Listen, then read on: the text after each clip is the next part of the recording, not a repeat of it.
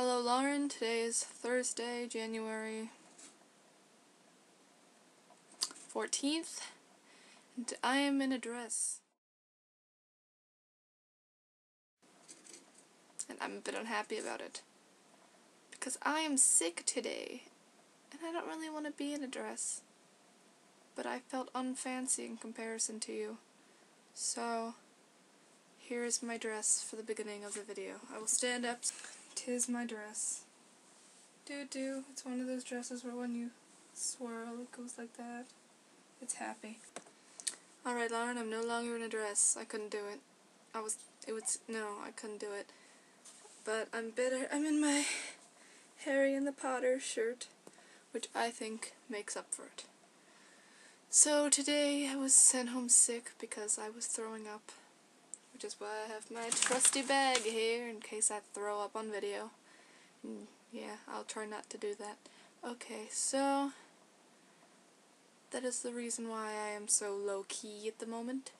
Normally I'd be all, I can't even imitate myself, but right now I'm very tired and I do not feel well. So this will most likely be short and not so fun. Okay, well, decided I'm going to review some books. Oh yeah, that got me a little bit more. Yeah, okay. So I'm going to do 3 popular books right now, and 3 more indie unknown books. I'm going to start with City of Bones. This is City of Ashes, but you have City of Bones, so I figured if I use the sequel, you are understanding what I am representing. Okay, well, City of Bones is about, it's got Clary, and she's basically your normal wangsty, kind of nerdy teenage girl. She likes coffee, she does art, she reads manga, she goes to poetry readings, her best friend is a nerdy, disgusting, awkward boy. So she's basically our dream heroine. And one day, her mom gets taken away by scary demons, and Clary is attacked by said scary demons. This is Clary. I like her hair. But anywho, so she ends up meeting this hottie Jace, also known as JC, and finds out this whole world of demons and fairies and other folklore is real, and she has to deal with it and try and save her mom. So that is City of Bones. Yes, okay. Okay, so the next one, represented by Rebel Angels, is A Great and Terrible Beauty, and this is by Libba Bray. It's about this girl Gemma, and she lives in India with her mom, and she's forced to move to England and go to, like, finishing school after her mom dies. And it's another kind of realistic fantasy, and it's set during, like, the 1800s. I don't know, it's in the past. It's set in 1895 London. And, basically she's going to this school, and she's dealing with all these catty new girls who are all being bitches, and, she enters this, like, dark new world with all these different kind of, like, cults, and she's like the leader, kind of, sort of ish of it, and basically it's just her journey through discovering her own powers and figuring out what happened to her mom. Wow, I have a weird mom fantasy thing going on here. The last one, I know, it's so scary. This is the only one I could really find acceptable of the series. New Moon, Bella Swan, the Spy of the Year, is dumped by her uber hottie boyfriend Edward Cullen, which I cheered about. But anywho, she's dumped by her uber hottie boyfriend Edward Cullen, and basically she starts dying without him. Let's see if I can find anything. Waking up. Time passes, even when it seems impossible, even when each tick of the second hand aches like the pulse of blood behind a bruise. It passes unevenly in strange lurches and dragging lulls, but pass it does, even for me. Well, basically, Bella turns all emo wangst on us, and was like, oh, boo-hoo, my boyfriend broke up with me, and she sobs about it for about 6 months, which we don't have to read through, thank God. But then she meets Jacob Black, also known as extremely sexy, muscly Native American guy with a personality. Gah! Who's actually kind of healthy for her. Gah! Who's also not abusive. Gah! It was so exciting. I actually got excited even though I feel awful. But anyways, so they meet. Jacob falls for Bella. Bella goes, no, you're not my uber hottie, and they don't like each other. And basically, well, we all know he's a werewolf, and it's their little tryst in whether or not they get together. Okay, those are the 3 popular books. Then we've got my indie books. Okay, I'm gonna start out with my favorite of all time. No book has beaten this so far. Goodnight, Mr. Tom. Best book ever. Ever! Okay.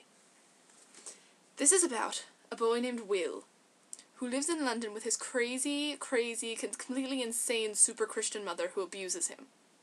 Then, during World War II, he's sent to the English countryside because there's all the bombing going on, and they did that. They sent all the kids away like they did in Narnia. Well, that's what happens here, except without the fantasy part.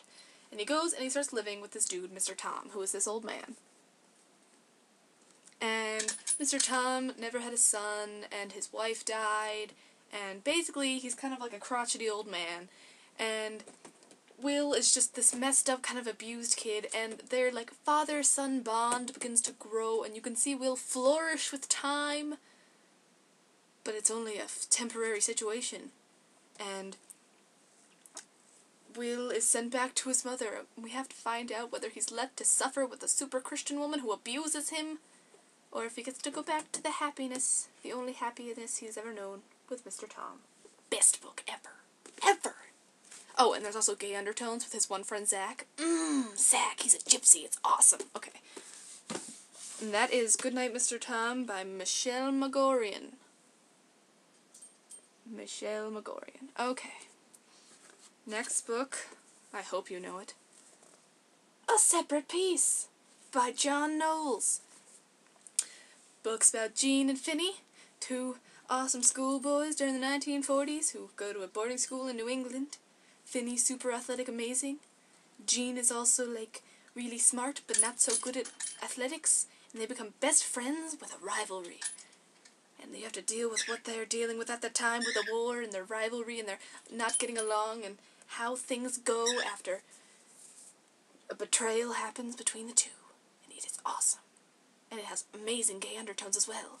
Most of my books have to have gay undertones as like it's like an obligation, or else I can't do it. I'm like, no, this doesn't, you're not intriguing to me at all, you with your lack of homosexuality. Okay, the last is by Stephen Chbosky. No idea if I'm pronouncing that right or not. It's The Perks of Being a Wallflower. Stephen Chbosky. Okay.